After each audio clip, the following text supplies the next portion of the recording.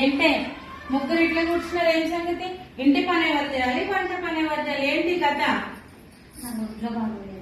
ఒంట్లో బాగలేదు, ఇంత బాగా రెడీ అయి కూర్చున్నావా?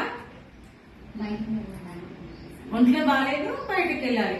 అబ్బాబ్బాబ్బాబ్బా, చాలా బాగా నేర్చుకున్నావు. నీ సంగతి ఏంటి? నేను బయటికి వెళ్ళాలి.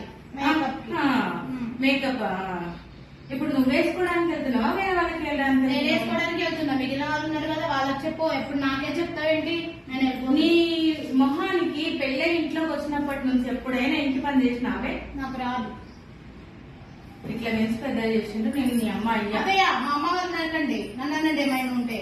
వాళ్ళు సరే ఉంటే నువ్వేందుకు చెప్తాం. మీరు ఎప్పుడు నన్నే అంటుంటారు. మిగిలిన వాళ్ళకి చెప్పండి. మూతిపళ్ళు వచ్చాడు కూర్చో. మూతి పళ్ళు రాలగొట్టలేకపోతే లేదండి, నేను వెళ్తా. వెళ్ళడం నష్టలే నడవదు, కూర్చోవాడు ఫస్ట్.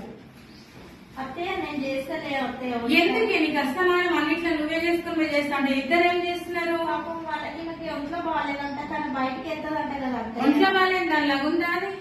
నేను చేస్తలే అత్తయ్య వంట. ఎందుకే పొద్దుస్తమానం నువ్వు ఒకదానే కాదు కదా, ఇంట్లో పని మనిషి కాదు కదా, ఉన్నాయి కదా ఇద్దరు గౌడిగేదల్లాగా. ఓ ఆ కోడలు బంగారం, మేమైతే చేయదు.